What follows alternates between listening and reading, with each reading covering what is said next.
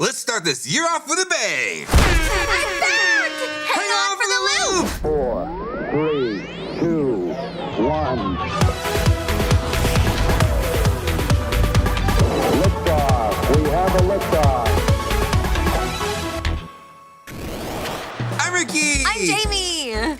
Jamie, we're so happy to have you back. Me too! For those of you who don't know, I took some time off from the show to grow my family. Please tell me you brought pictures. You know it. This is Kelsey! Oh, precious. Thank you. I appreciate it. I really missed you guys, but it was good getting to spend time with my family. So tell me, what did I miss? Ooh, we had some dogs on set, we danced, and we did Eat It, Wear It, Share It again. Oh, I'm bummed I missed that. Still have powdered celery up my nose.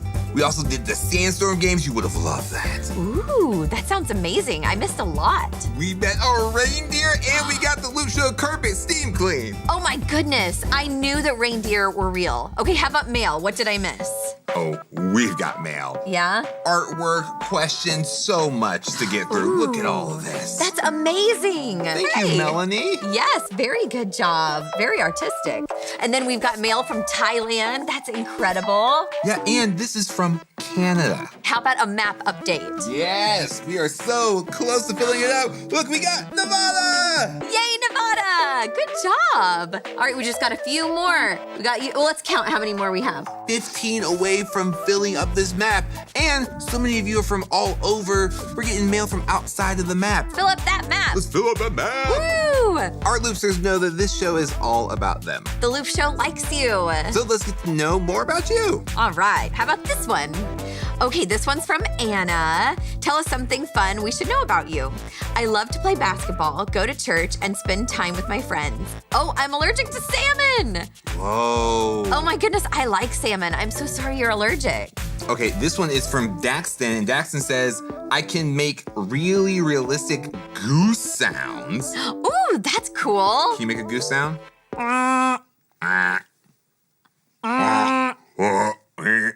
I'm actually pretty impressed. Okay, tell us, Daxton, was that realistic? How did we do, Daxton? Leave in the comments, Daxton. Thank you for your... All right, let's hear from Kyle. I think tigers are cooler than Ricky. Well, That's so funny. I'm not gonna argue with that. I mean, tigers are pretty Yeah. cool. I mean, They are pretty have cool. stripes. They're orange. They don't have student loans. I mean, there's just so many things that tigers have going for them. Okay, so I don't know who said this, but they said, I've drank out of a toilet at the Discovery Center. I like your vulnerability and your openness to just share everything about you. And I have so many questions. Please send us a follow-up postcard that gives us excruciating detail about how that happened. The Loop Show does not recommend drinking out of toilets, or at least ask your parents first. There we go, we're covered. You guys not only send us facts that you want us to know about, You also send us some wild challenges. so before we get to that, let's check this out. When I was in 6th grade, I was in gymnastics, and at my gym, there was 2 teams, and one of them was the competitive team, and that is the team that I wanted to be on. And what I know is I was older than a lot of the other girls, and so I had a lot of hope and a lot of excitement that I would get on this team. And when it came to tryouts, I feel like I did really good. I was excited, and then I heard I didn't make the team. And honestly, I was pretty disappointed. I spent the next year pushing through that disappointment and trying again. I practiced, I perfected some of my skills, tryouts roll around the next year, and I didn't make the team again. And man, that was even a bigger disappointment because this is now my 2nd time trying out and I didn't make it. But I didn't lose hope. I tried again. In the 3rd year, I finally made the team, and that was something that I was really proud of myself for pushing past that disappointment. There are many things I hoped for. Some of them I got, some of them worked out, like the gymnastics team, and others of them didn't. And if you're hopeful for a better tomorrow but hit a massive roadblock, what happens then? It's easy to feel hopeless when you get knocked down in pursuit of the future. Dr. Martin Luther King Jr. said, we must accept finite disappointment, but never lose infinite hope. But how do we possibly tap into something like this when we're knocked down on our butts? If you ignore obstacles or pretend that you have control over something that you don't, that's not accepting finite disappointment. Honestly, hold disappointment for what it is. And don't try to fake smile your way through it. It's okay to recognize, I'm disappointed, but also recognize this, that God's goodness doesn't stop with our disappointment. That when our best intentions fail, God is still working and He is still good and something good is still going to come out of this. We have that infinite hope.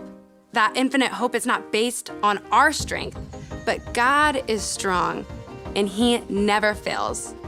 And knowing this, we can get back up. Start solving problems, try again, or imagine new goals that will push you closer to what God has called you to. With honesty and work, you can use hope to stir up love within yourself and within others. And before you know it, you're back on track, moving forward.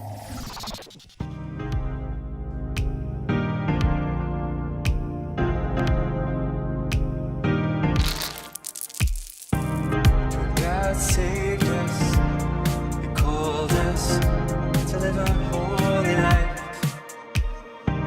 For God saved us, He called us to live a holy life. He did this not because we deserved it, but because that was His plan. Before there was time, before the beginning of time, to show us grace through Jesus Christ. For God saved us, and He called us to live a holy life. Back before there was time, for God saved me, and He called me to live a holy life. Back before there was time, back before there was time, back before there was time. I missed you, Wheel of Cards. You know what? We should give it a name. We should, like Wuck. That's short for Wheel of Cards. Ooh, that's good. Or how about Ryan? Ooh, yeah. I've never met a Ryan I didn't like. Now the Wheel of Cards. Oh, wait, I have a brilliant name. William. So the Wheel of Cards is filled with a bunch of challenges that you want us to try. All brand new. So you ready, Jamie? Ready, let's give William a spin. Spin the wheel! Not William of Cards. Williams of Cards. For a nickname, we should call him Wheel of Cards. All right, let's see what it says. Ooh, wear 15 sweaters. At the same time? That sounds like a ton of fun. Okay. Bye, William. Fashion show at lunch. All right, let's do it. Do we have like a sweater song? Sweaters. Nothing's better than a sweater. Unless the weather's too hot. That's why sweaters are better in the weather where it's not. You're putting your sweaters on so fast. Second sweater, it's better than the first. Have you ever tried to wear more than one sweater? Whenever I go skiing sometimes. I think I'm on sweater number 5. I don't know. And the temperature has already gone up. Oh my goodness, my arms are getting tired. The real challenge is getting any of these sweaters off. You look like you're doing an imitation of a sweater on the clothing rack, just hanging out. Oh, thank goodness, this one has a zipper. You look like a superhero. Oh, You're the Bulk Hulk. Bulk Hulk, I'll take that. Oh boy. Maybe we need to start putting it on our legs. 3, 4, 5. How are you already on 10? This is really difficult. Like, I know it looks like we are just tired from putting on clothes. Whoever suggested this, very fun. Don't give up, Ricky. Yeah. I'm 3 away, Davey. 3 away. This is a really funny challenge. One more.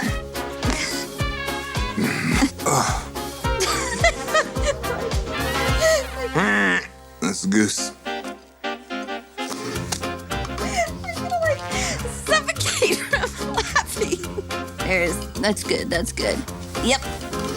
Okay, I said it before and I'm gonna say it again. My armpits are sweating. same. This challenge was a lot of fun. Send us more things to try and we'll put it on the wheel. The Loop Show likes you, your challenges, and your big questions. Let's see what you want to know. Oh, Hello. it's not just again. one, it's two. Ooh. What does eternal life mean? What happens when we die? Now, these are some big questions, so let's see if our friends at the Bible Project can help us out. If you know very much about the story of the Bible, you've probably heard that Jesus offers eternal life. Sounds nice, but what does Jesus mean by eternal life? Well, Jesus adopted this phrase from the Hebrew scriptures. In English, it's translated eternal life or sometimes everlasting life, but the phrase literally translated from Hebrew is life unto the age. Life unto the age. What does that mean? Yeah, it's a dense phrase, and to understand it, we need to first talk about what an age is in the Bible. Let's do it.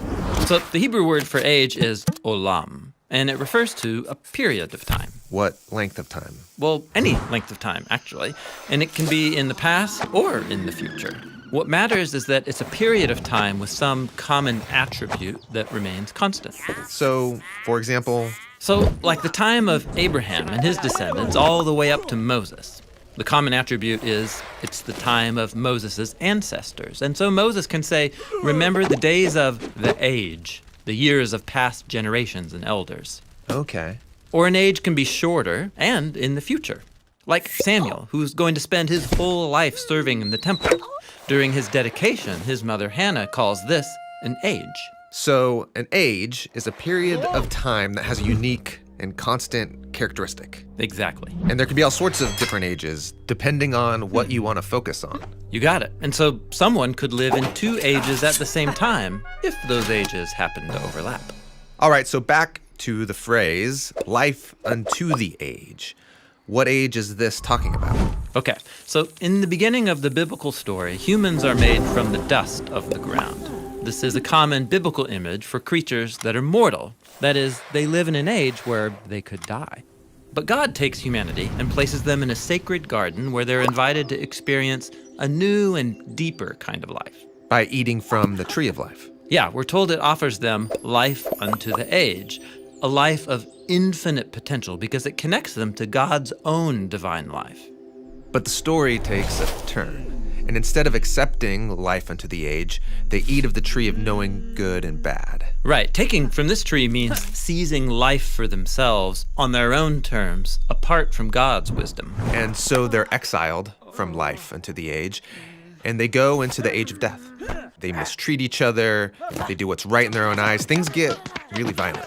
Exactly. And so the whole rest of the story of the Bible can be thought of as a choice between two different ages.